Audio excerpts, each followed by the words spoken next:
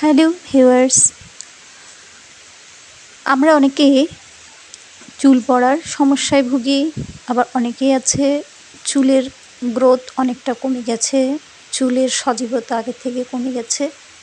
তো তাদের জন্য আজকে আমি দেখাবো খুব সহজে এবং খুব কম খরচে কিভাবে আপনারা চুলের যত্ন করতে পারেন। এই জন্য আমি প্রথমে নিয়ে নিয়েছি পেয়ারা পাতা, এরপর নিয়ে নিব দূর্বা ঘাস।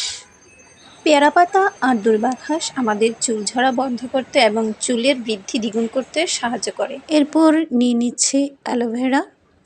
আপনারা অ্যালোভেরা না থাকলে অ্যালোভেরা জেলও ইউজ করতে পারেন।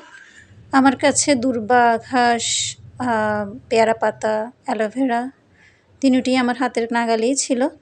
আজকে তিনটি দিয়েই আপনারা কিভাবে আপনাদের চুলের যত্ন করবেন সেটি দেখাবো। তো এই জন্য প্রথমে আমি পাতাগুলোকে ভালোভাবে ধুয়ে পরিষ্কার 1 গ্লাস পানিতে মিডিয়াম টু লো ফ্লেমে বসিয়ে দিয়েছি চুলায়। এখন আমি এটা কালার চেঞ্জ হওয়ার জন্য অপেক্ষা করব। দেখতে পাচ্ছেন এখানে কালার চেঞ্জ হয়ে গেছে। এখন আমি এটা নামিয়ে ঠান্ডা করে নিব। ঠান্ডা করার পর পানিটা ছেঁকে নেব এবং এই পানিটা এতটুকু পরিমাণ হয়েছে। এই পানিটা ভালোভাবে আপনাদের স্কাল্পে এবং চুলের আগা থেকে গোড়া পর্যন্ত ভালোভাবে মাখবেন এবং 20-25 মিনিট পর ভালোভাবে শ্যাম্পু করে ফেলবেন। আশা করি আপনাদের চুলে যাবতীয় সমস্যা দূর হয়ে যাবে।